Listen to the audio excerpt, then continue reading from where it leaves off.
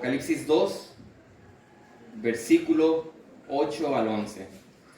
Recuerden, estamos empezando a estudiar esta serie de las iglesias de Apocalipsis, y esta es una serie en la que Cristo mismo está enviando un mensaje directo a 7 iglesias y les está tratando ciertos temas o situaciones en específico a cada una de las iglesias a las que les manda el mensaje.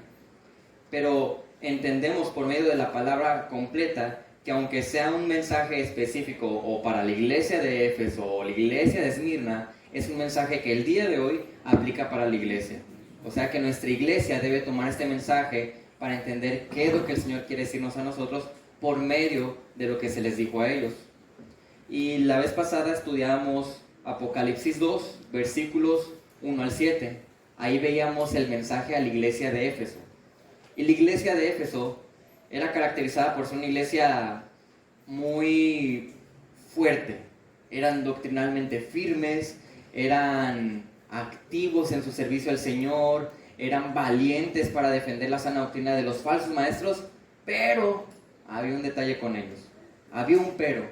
Había algo que el Señor estaba amonestando de la vida de la iglesia de Éfeso. Y eso era que ellos habían perdido el primer amor.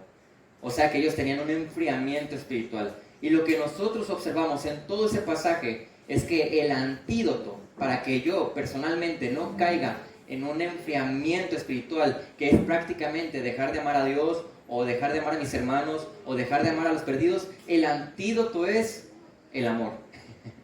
Prácticamente, el amor, el buscar al Señor de la manera correcta, el buscar relacionarte de la manera correcta con la iglesia, el buscar estar preocupado por los perdidos y que escuchen el Evangelio. El antídoto contra el enfriamiento espiritual es el amor.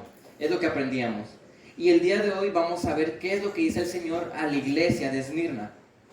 Ya leyó el pasaje Paul, no lo voy a volver a leer, pero quiero platicarles de una historia, de un varón que yo escuché esta historia de este varón, de este pastor, y es verídica. Y este era un pastor de una iglesia. Este varón pasó toda su vida con problemas médicos. Entonces, la vida que él llevaba era difícil. Lo que para uno día a día hace cotidianamente de manera natural, para esta persona era difícil. Y él era conocido por ser alguien que estaba caracterizado por un ministerio fiel al ministerio pastoral, a las personas, a los perdidos, y tenía un énfasis muy fuerte siempre en exaltar a Cristo. Era alguien amoroso, bondadoso, paciente, pero siempre su vida cotidiana fue difícil por los problemas médicos que tenía. Este pastor, con el paso del tiempo en su iglesia local, empezó a levantar más líderes, más pastores, más diáconos. La iglesia crecía y el Señor estaba bendiciendo ese cuerpo local. Pero hubo una ocasión en la que tuvo que ir al doctor por ciertos síntomas que tenía en su cuerpo. Se le detectó que tenía un cáncer, y era un cáncer letal, mortal, agresivo y doloroso para su vida. Si ya de por sí tenía problemas médicos, ahora con este cáncer era aún mayor el dolor que él sentía día a día. Al pasar el tiempo, los demás pastores tuvieron que hablar con él y decirle: hermano, tu ministerio es fiel, pero ya tu enfermedad no te está permitiendo llevar a cabo de la manera más correcta tu ministerio. Por lo tanto, tuvo que dejar de enseñar. Tuvo que dejar ciertas áreas de su ministerio. A las pocas semanas, su cuerpo ya no podía más y fue internado al hospital.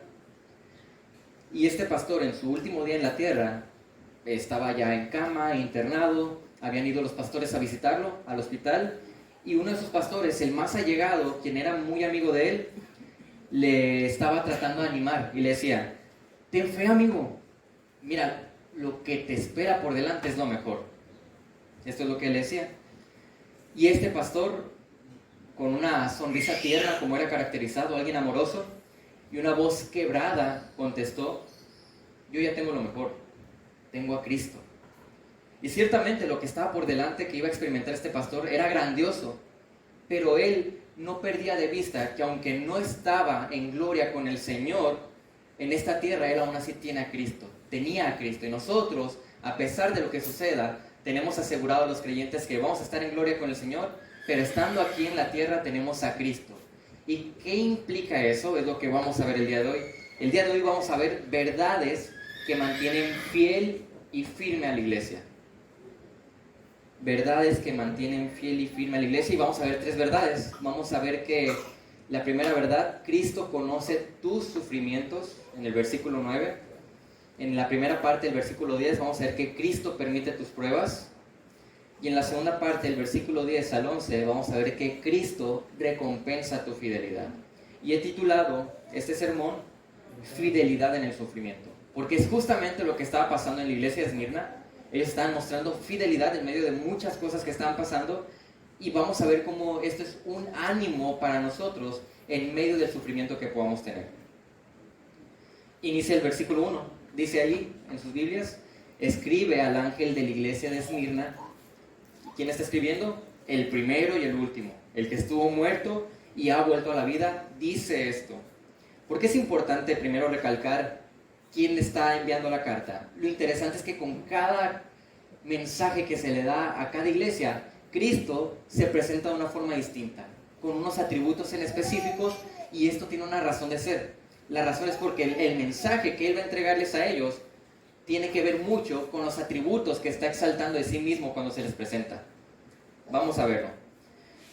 Ya hemos hablado del sermón pasado, pero lo repito, aquí cuando dice escribe al ángel, o sea, al que le envía la carta es al ángel, está hablando del liderazgo que estaba en la iglesia, los pastores o el pastor de la iglesia.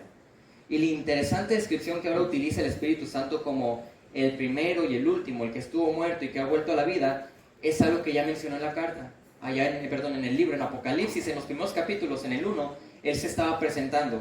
Y decía en el versículo 17 al 18, dice Juan, está escribiendo, cuando lo vi, caí como muerto a sus pies. Y Él puso su mano derecha sobre mí, diciendo, no temas, yo soy el primero y el último, el que vive y estuve muerto. Pero ahora estoy vivo por los siglos de los siglos y tengo las llaves de la muerte y del Hades.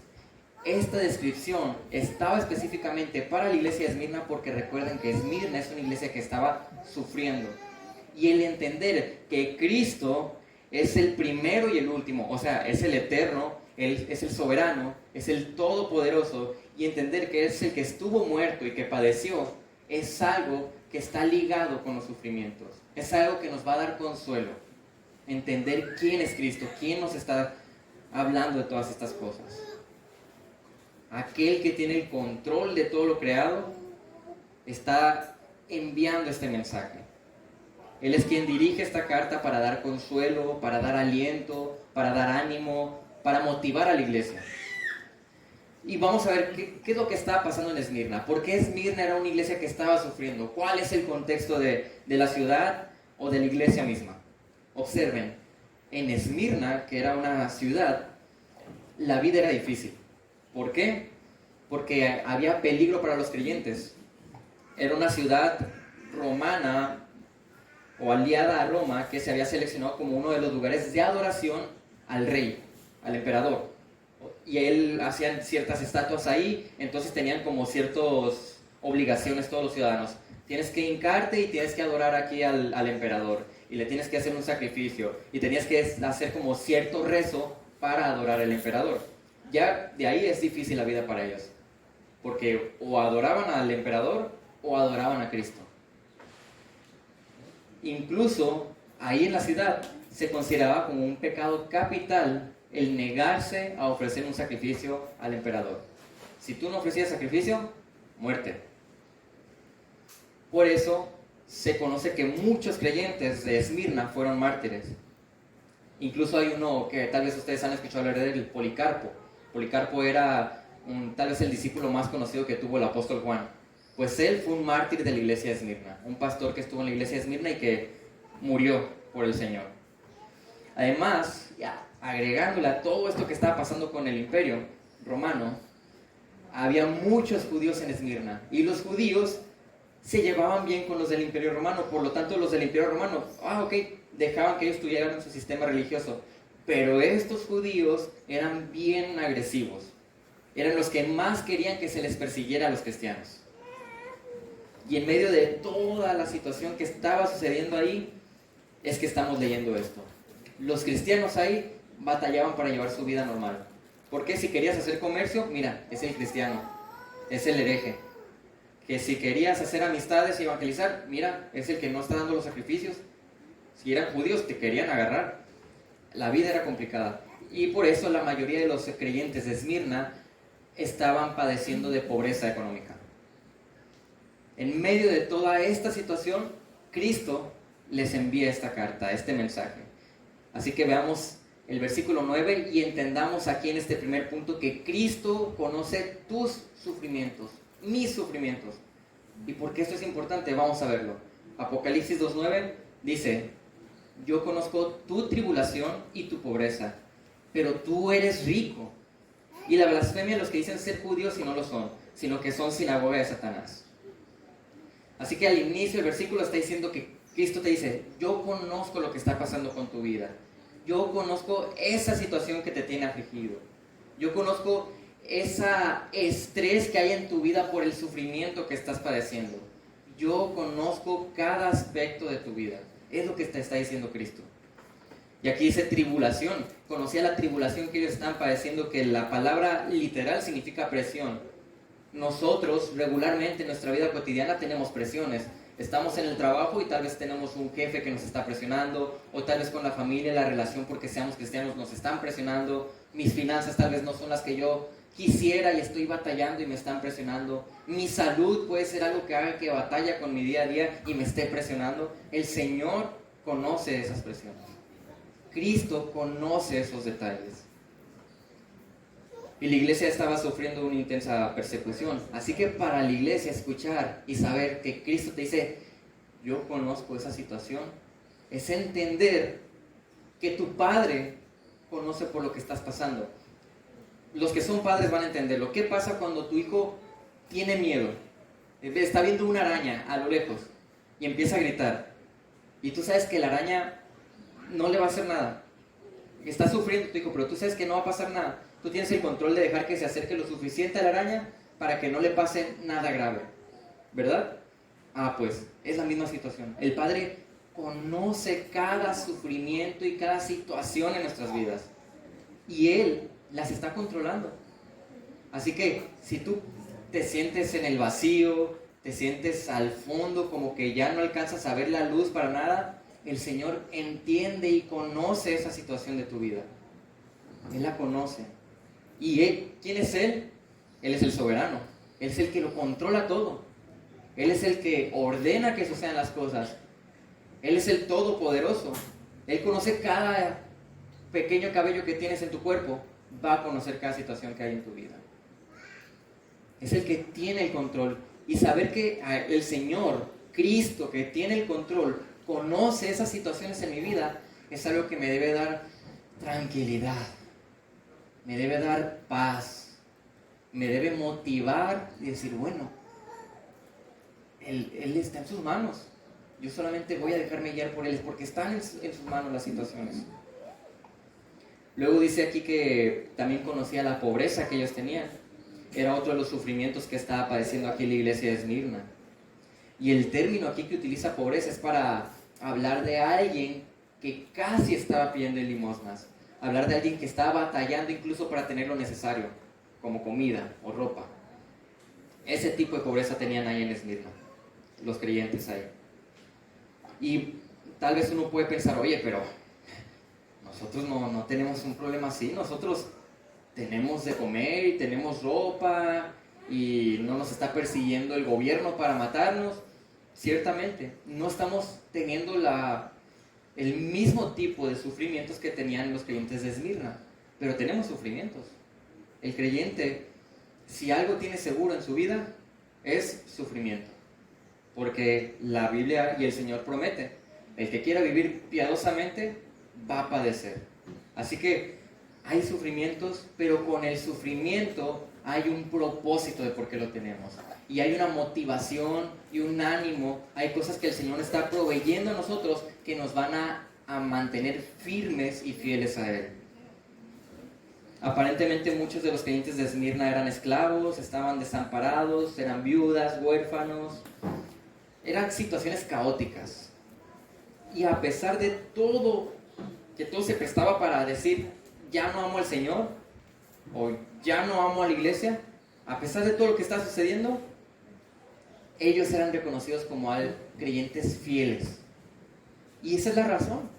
La razón es porque ellos estaban conscientes de que Cristo conocía sus sufrimientos.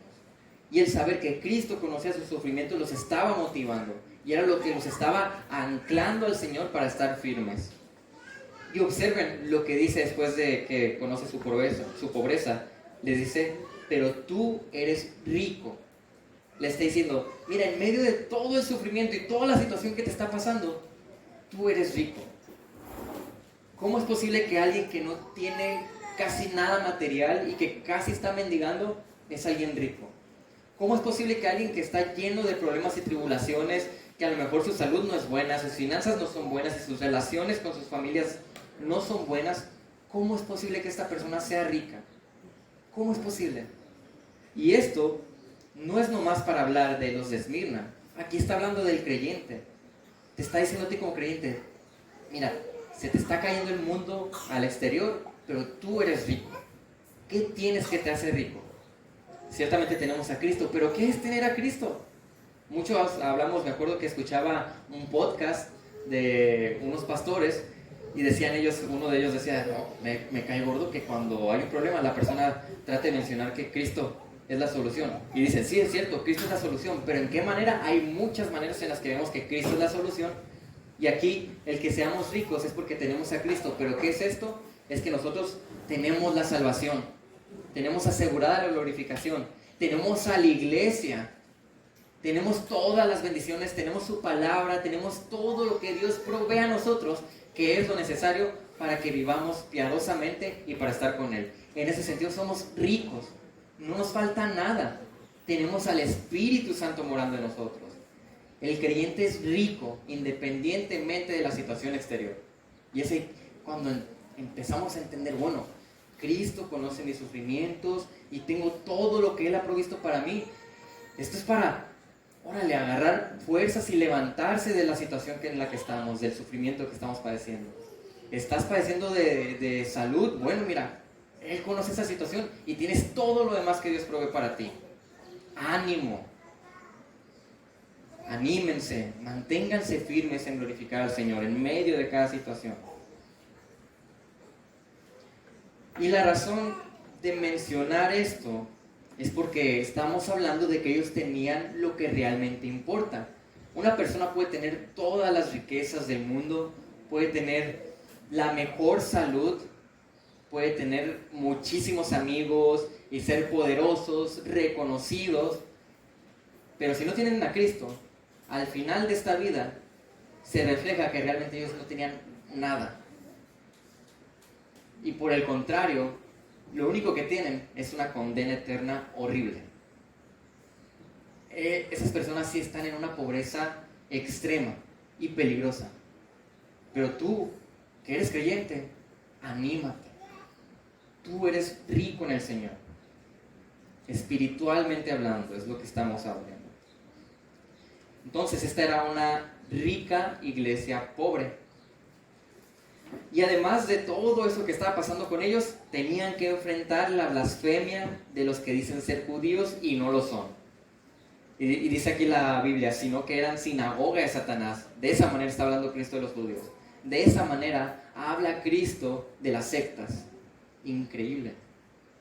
Y aquí la manera en cómo está utilizando la palabra blasfemia es una manera en la que uno está hablando de hostilidad, de maldad, de severidad. De esa manera eran los judíos. Eran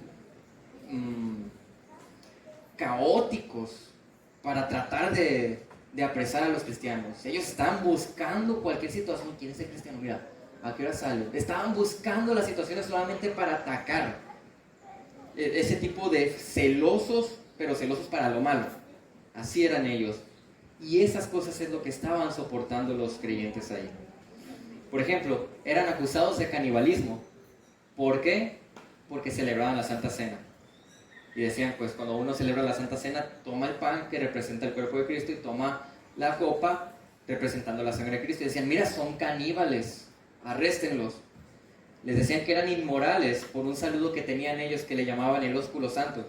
Prácticamente era un saludo de beso. Ah, mira, la inmoralidad que hay ahí, decían. Decían que estaban deshaciendo los hogares por los conflictos que había cuando un familiar se regeneraba, que era creyente. Los acusaban de ateísmo por el rechazo al paganismo que había en la ciudad.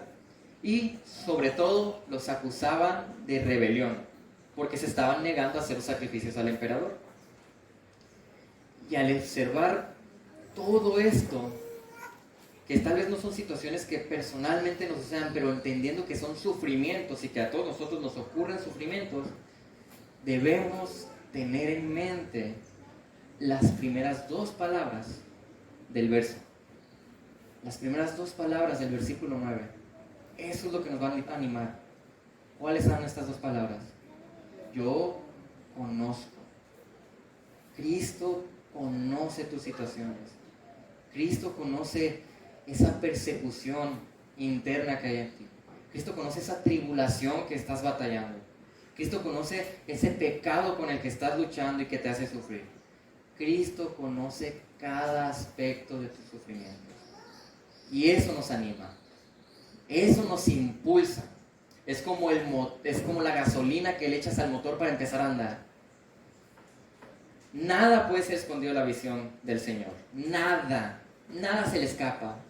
Esa situación que tú crees que es que nadie se da cuenta, el Señor la conoce.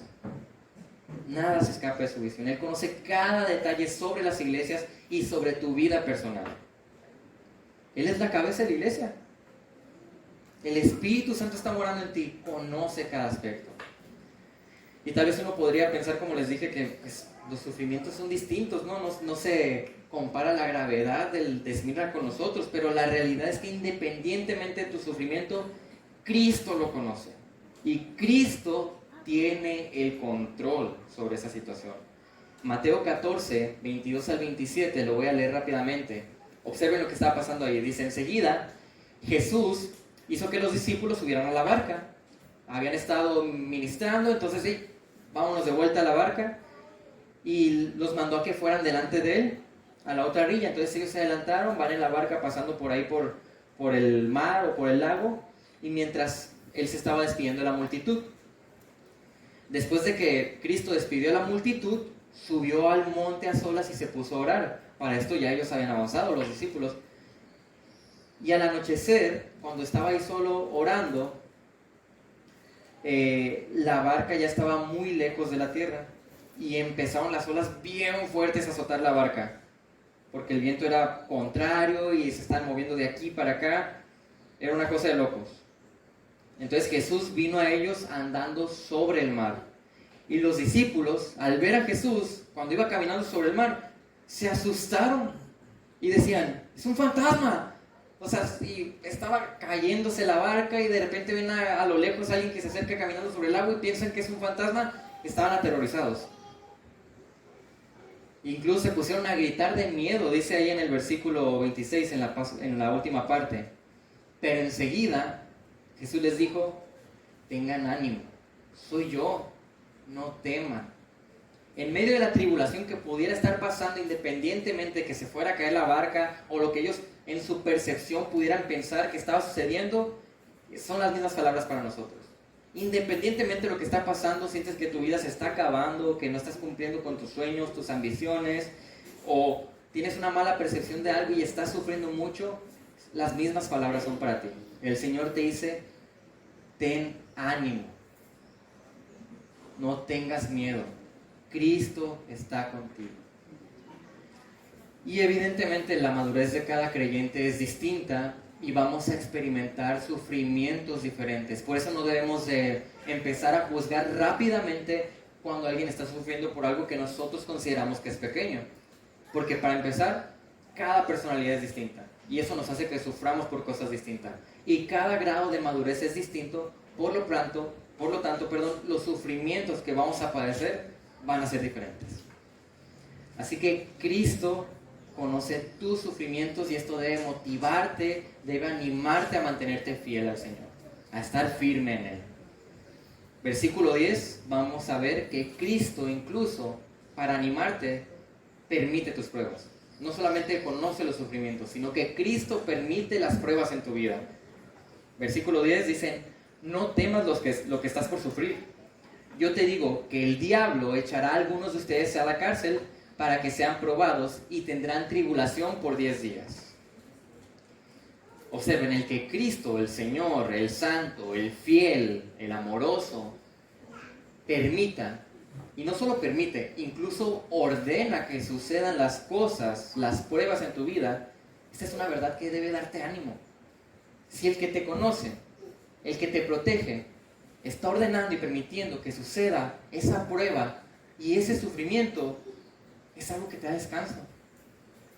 Bueno, pues entonces eres tú el que está haciendo que pase por esta situación. Tú lo sabes todo, eres sabio, así que una razón ha de haber. Y yo sé, por lo tanto, que es mejor los planes de Él que los míos, aunque sean difíciles. Eso nos debe mantener fieles y firmes, debe animarnos. Y aquí vemos, les está advirtiendo a los de Esmirna que va a haber pruebas, les advierte porque les dice que empieza con esta exhortación de no temas lo que estás por sufrir, no temas estas pruebas que vienen a ti, e incluso les dice cuáles son las pruebas que van a padecer. Y este no es un mandato, el de no temas, no es tanto un mandato para la iglesia de Esmirna como de una orden por un niño chiquito, no temas, no. Esto es más como una conmovedora oración para animarte. De esta manera es como, no temas las pruebas que van a venir, no temas lo que vas a sufrir, no temas porque el Señor es el que lo ordena, porque el Señor le da propósito a mis pruebas. Porque de antemano, el que se nos exhorte a ser valientes, el que se nos exhorte a soportar, eso tiene de por medio el hecho de saber que es su poder el que nos va a mantener firmes. El saber que Él es el que nos está dando la prueba, entendemos, solamente yo puedo superar la prueba en su poder. ¿Y qué es más grande que el poder del Señor? Nada supera el poder del Señor. Así que en medio de la prueba que estás pasando, el que la está permitiendo el Señor, no hay nada que supere su poder. Agárrate de Él, busca al Señor, acude al Señor en medio de la prueba, quien la está permitiendo, porque solamente en su poder, en sus fuerzas, es que vas a poder pasar por ella. Él nos va a dar la fuerza para soportar las pruebas que Él permite, y esto lo vemos a lo largo de la Biblia. 1 Corintios 10:13 dice, no les ha sobrevenido ninguna tentación que no sea común a los hombres. Fiel es Dios, que no permitirá que ustedes sean tentados más allá de lo que pueden soportar, sino que con la tentación proveerá también la vía de escape, a fin de que puedan resistirla. Te está diciendo, Él te pone la prueba, te da el poder para soportar la prueba e incluso te da el escape para esa prueba. Y no me malentiendan, cuando hablo del escape no estoy hablando de que vamos a huir de la situación que está sucediendo, no. Estamos hablando que Él te va a dar de su gracia. El escape a las pruebas no es escapar de la situación, es buscar al Señor y glorificar al Señor y tomar de la gracia del Señor para entonces padecer la prueba de la manera correcta. Por lo tanto, nosotros, y qué bendición, porque esto es para el creyente nada más. Tú como creyente tienes la bendición, tienes la seguridad de que Él permite lo que está sucediendo, de que Él permite tus pruebas. Y tienes la seguridad completa de que Él te va a dar toda su gracia para que la soportes, para que estés firme, para que seas fiel. Este escape de la prueba es su gracia. Y su gracia incluye el poder que te mantiene firme, el ánimo para glorificarlo en medio de ella. Todo esto el Señor te lo da. Juan 16:33 dice, estas cosas les he hablado, aquí está diciendo Cristo esto, estas cosas les he hablado para que en mí tengan paz. En el mundo tienen tribulación, pero confíen, yo he vencido al mundo. Y luego a la iglesia de Esmirna se le dice, la situación que va a padecer, la prueba, porque les dice que el diablo los va a echar a la cárcel a alguno de ellos, e incluso le dice el tiempo en el que van a estar en la cárcel. Imagínense la advertencia de esta prueba. Uno podría decir, no, pues ni me digan, me voy más para abajo. No. Te está diciendo, tengo tanto control por lo que sucede en tu vida y yo soy el que ordena que suceda eso, que puedes estar tranquilo. Porque incluso te digo, ¿qué es lo que te va a pasar y cuánto tiempo vas a sufrir eso? Evidentemente, nosotros no estamos viendo o escuchando al Señor que me diga, tú, Tony, cuando salgas del culto, vas a llegar a tu casa y vas a ver que se robaron todas tus cosas. Y vas a durar 30 días sin recibir tu sueldo y no vas a batallar para vivir. No me dice así el Señor, no nos habla de esa manera con las pruebas. Nos habla por medio de su palabra. Y su palabra es la que nos dice y nos anima qué es lo que sucede con nuestras vidas y con las pruebas. Santiago 1, versículos 2 al 4. Ahí el Señor te está hablando y te está diciendo todo lo que sucede con tu vida en medio de las pruebas. Tengan por sumo gozo, hermanos míos, cuando se hallen en diversas pruebas, sabiendo que la prueba de su fe produce paciencia, y que la paciencia tenga su perfecto resultado para que sean perfectos y completos sin que nada les falte. ¿Qué está diciendo aquí el Señor? Está diciendo, mira, de seguro, por seguro lo tenemos, vamos a tener pruebas. Eso está asegurado. Otra cosa que es segura, no sabemos cuándo van a llegar. Aquí dice que van a hallarse en diversas pruebas, así que sabemos que van a ser diferentes tipos de pruebas, diferentes tonos, diferentes formas, diferentes colores. Eso lo sabemos. Y por sobre todo, lo que sabemos y entendemos en este pasaje de Santiago que acabo de leer, es que Él le da un propósito a esas pruebas. Él le da una razón a las situaciones que estamos pasando. Porque dice que sabiendo que la prueba de su fe produce paciencia, y que esa paciencia entonces va a tener un perfecto resultado, y que ese perfecto resultado es que nosotros seamos perfectos. Prácticamente lo que el Señor nos dice es, yo permito las pruebas en tu vida para que tú crezcas en santidad y para que tú cumplas con la meta de tu vida, que es ser semejante a Cristo, y para que con esto cumplas con tu propósito de glorificar a Dios. Eso te está diciendo. Te está diciendo, mira, las pruebas son una bendición para tu vida y yo lo permito por eso. Eso es lo que nos da ánimo. Eso es lo que nos anima. Y eso es lo que nos mantiene firmes, porque entonces entiendes que, bueno, esta situación que está pasando, pues es para glorificar al Señor. Es una bendición a mi vida, para parecerme más a Él. Esto no lo experimenta un no creyente. Esto lo experimenta solamente quien tiene el Espíritu Santo morando en Él. Vemos que Dios da un propósito a las situaciones de nuestras vidas.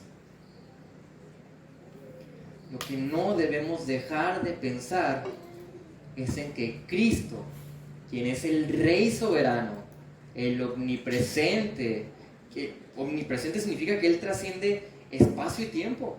Es algo que no podemos entender. Él es misericordioso, lleno de gracia, de amor, bondadoso. Él es el que está permitiendo esas situaciones. Es el que está permitiendo las pruebas. Él. Y justamente el Dios eterno, todopoderoso y que todo lo sabe, es el que le está también dando ese propósito a las pruebas en tu vida. Y por sobre todo, sabemos también que incluso a pesar de que estamos hablando de las pruebas el día de hoy y cómo tienen un resultado el día de hoy en nuestras vidas, también sabemos que tienen un propósito eterno. No nomás nos bendice con el propósito al día de hoy de la bendición espiritual, sino que nos bendice dándonos pruebas para tener una bendición eterna, que va más allá de lo que podemos ver aquí y ahora. Santiago 1:12 dice, bienaventurado. De aquí bienaventurado significa muy, muy feliz, muy gozoso. Bienaventurado el hombre que persevera bajo la prueba, o sea, el que se mantiene firme y fiel al Señor en medio de ella. ¿Por qué? Ahí dice ¿por qué? Porque una vez que ha sido aprobado, recibirá la corona de la vida que el Señor ha prometido a los que le aman. ¿Y cuál es la prueba del creyente? ¿Qué va a pasar? Pues la prueba del creyente es vivir aquí. Y esta prueba va a durar desde que soy creyente hasta que dejo esta vida. Y al terminar esa prueba, nosotros vemos una recompensa eterna. Y esto nos lleva al tercer punto, a la tercera verdad que nosotros podemos ver, que nos va a motivar a mantenernos firmes y fieles. Es la verdad de que Cristo recompensa tu fidelidad. No solamente Cristo conoce tus sufrimientos, no solamente Cristo permite tus pruebas, sino que Cristo recompensa tu fidelidad. Apocalipsis, capítulo 2, versículo 10b al 11. Ahí le dice: sé fiel hasta la muerte y yo te daré la corona de vida. El que tiene oído, oiga lo que el Espíritu dice a las iglesias. El vencedor no sufrirá daño de la muerte segunda. Así que Cristo recompensa tu fidelidad. Y qué amoroso es Dios con nosotros. Cuánta gracia muestra a nosotros. Porque no nomás mostrándonos que nos conoce tan minuciosamente, a tal grado que conoce cada aspecto de tu sufrimiento, y no nomás mostrándonos que incluso es el que permite y le está dando sentido y propósito a mis pruebas, incluso me recompensa si soy fiel. Y yo solamente soy fiel en su poder. Entonces me está diciendo Cristo: mira, yo conozco la situación, yo la permito, incluso te doy el poder para pasar por esa prueba y te recompenso por pasar por esa prueba. Eso es gracia, eso es misericordia, eso es amor del Señor hacia nosotros. Por eso le dice: sé fiel hasta la muerte y yo te daré la corona de vida. Nuestra recompensa a los que somos fieles, o sea, a los creyentes, quienes por el poder y la gracia de Dios han sido preservados hasta el final de su vida, tienen la corona de vida. Esa es la recompensa. ¿Y qué mejor recompensa que esa? ¿Recuerdan la ilustración del principio? De este pastor, que le dijo a su amigo: ánimo, lo que está por venir es lo mejor para tu vida. Y ciertamente es una recompensa preciosa para el creyente, pero aún aquí en la tierra, el tener el conocimiento de esa recompensa y el saber que Cristo está haciendo todo lo que hace, es ánimo para nosotros. La salvación eterna está asegurada, firmada para los santos fieles que Dios preserva hasta el final. La paciencia de los creyentes es la prueba auténtica de la fe genuina, soportando el sufrimiento. Mateo 10:22 dice: y serán odiados de todos por causa de mi nombre, pero el que persevere hasta el fin, ese será salvo. Y está hablando de eso, del creyente, el creyente verdadero. Solo hay dos tipos de personas: el creyente verdadero y el no creyente. Y dentro del no creyente hay unos que creen que son creyentes y no lo son, hay unos religiosos que creen que por eso se van a salvar y no lo son, hay ateos, hay de todo. Pero solamente hay dos: el creyente y el no creyente. Y el creyente tiene segura su salvación y tiene segura esa recompensa. Aunque mi salud, mis finanzas, mis relaciones, mis gustos o comodidades me hagan sufrir, el saber que Cristo recompensa mi fidelidad me motiva a mantenerme fiel y firme. Nuevamente, aquí culmina diciendo lo que ha dicho también en el mensaje pasado: el que tiene oído, oiga lo que el Espíritu dice a las iglesias. Y aquí lo que está diciendo es: ok, sabes que el mantenerte fiel hasta la muerte tiene esta recompensa eterna. Hazlo, sé fiel, haz mi voluntad, obedéceme, para que puedas disfrutar de esta recompensa que tengo para ti. Es lo que te está diciendo aquí el Señor con eso. Está haciendo referencia a obedecer lo que acaba de mencionar. Y luego menciona, ya en la parte final del versículo 11, y el vencedor no sufrirá daño de la muerte segunda. Esta promesa es para el vencedor solamente. Y como lo dije la vez pasada, vencedor no es alguien que no es un tipo distinto de cristiano. No, vencedor es la característica del cristiano. El cristiano es vencedor o está en victoria porque está en Cristo. En ese sentido. Entonces, al vencedor, al cristiano, no va a sufrir de la muerte segunda. Y aunque como creyentes nosotros podemos sufrir la muerte física, y lo sabemos incluso leyendo la manera en cómo murieron apóstoles y otros mártires de la iglesia que hoy en día dan sus vidas. Esta es solo la muerte primera, pero la muerte segunda tenemos la promesa que no la vamos a sufrir. Esto significa que no vamos a sufrir eternamente en el infierno. Y aquí tal vez hay que aclarar algo, porque muchas veces hay una mala percepción sobre este pasaje. Muchos piensan que, bueno, entonces los no creyentes sufren la muerte segunda, ¿verdad? Quiere decir que van a sufrir y luego van a ser aniquilados. No, no significa eso. Muerte segunda habla de un castigo eterno para estas personas. Significa que si yo como creyente no voy a sufrir esta muerte segunda, es porque yo voy a estar disfrutando de la presencia gloriosa del Señor, de su gracia en todo su esplendor, su amor, su misericordia, su bondad, lo majestuoso que es, su trascendencia, su omnipresencia. Todo eso voy a disfrutar yo con el Señor. Pero el no creyente lo que va a hacer es estar en la presencia del Señor también, pero en la presencia de su ira, en la presencia de su justicia, en la presencia de su santidad. Es un contraste. Y todos son atributos del Señor. Nosotros vamos a disfrutar es lo más precioso, y los no creyentes sufrirán la muerte segunda, que consigo trae este castigo eterno. Y si estamos hablando de esto, quiero aprovechar la oportunidad. ¿Eres creyente? Gózate, anímate, descansa y ten paz, porque esta recompensa es para ti. Y es lo más glorioso y es lo mejor que le puede haber pasado a tu vida. Pero si tú no eres creyente y has escuchado esto, ten temor del Señor, pero también búscalo, porque Él es amoroso, es lleno de gracia, es misericordioso.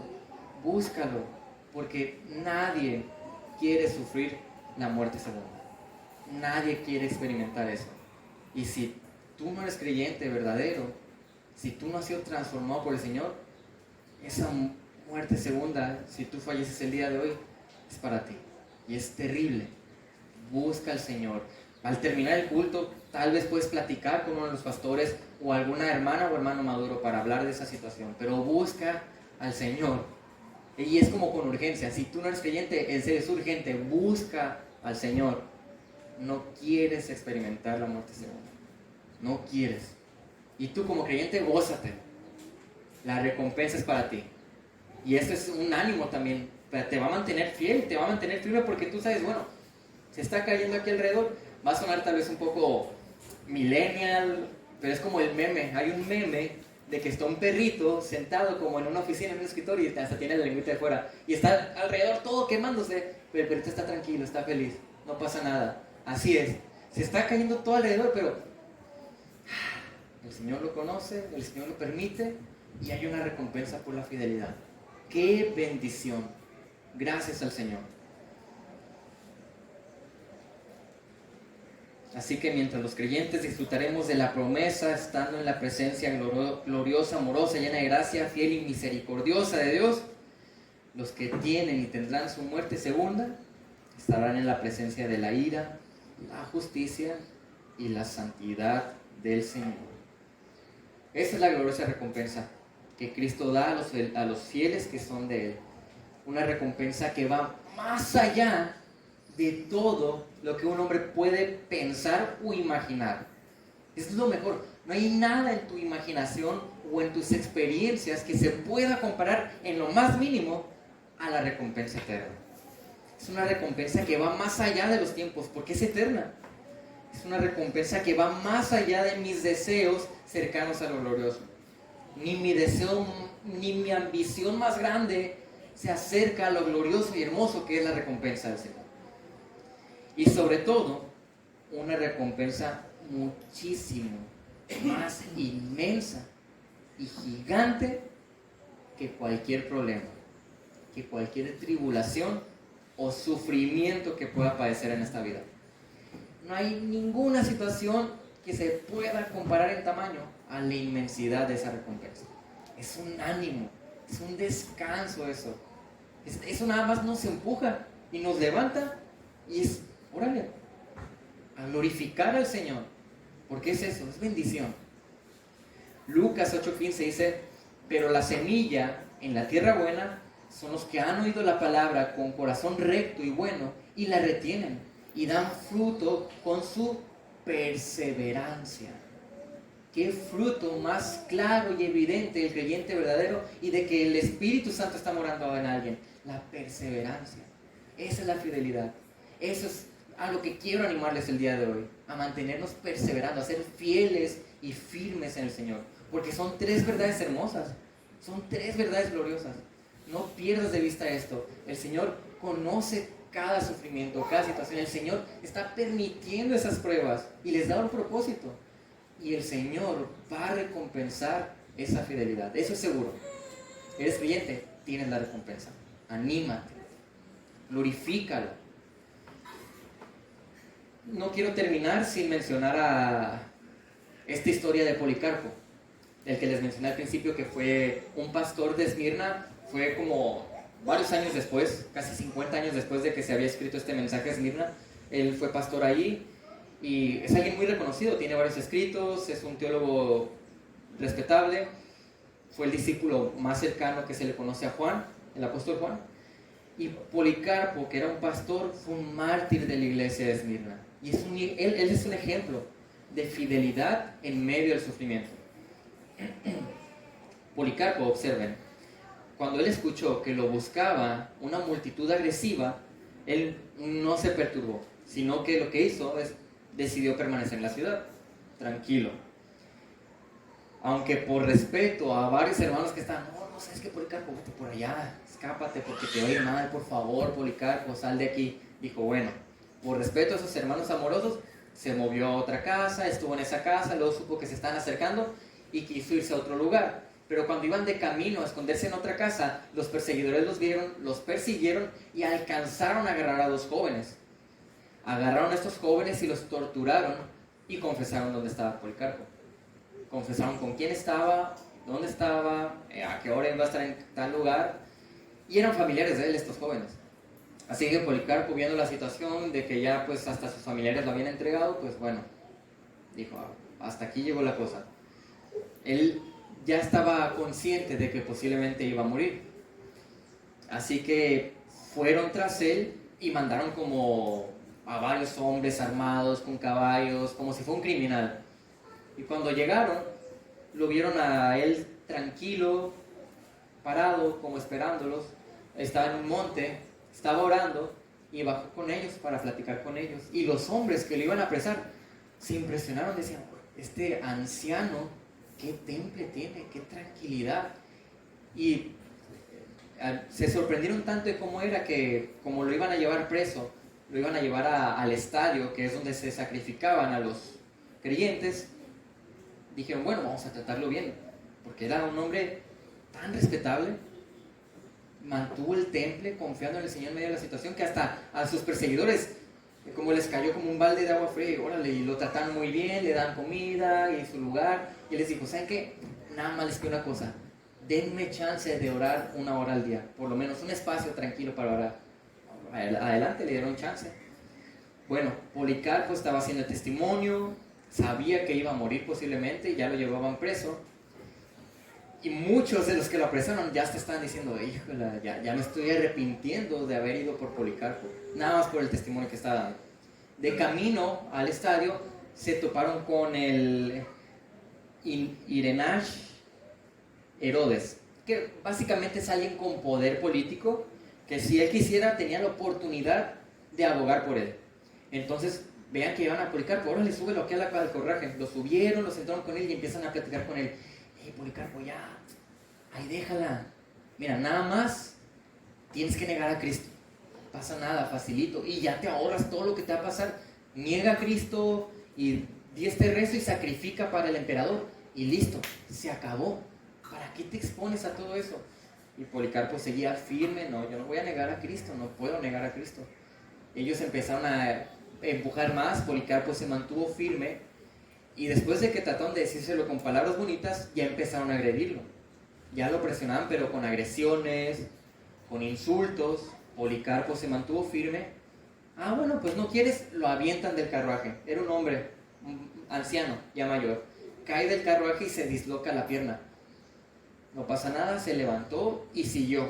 con camino apresurado, vamos al estadio, a lo que te toca. Siguió su camino, llega al estadio y en el estadio era tan grande la multitud y la turba que no se escuchaba nada.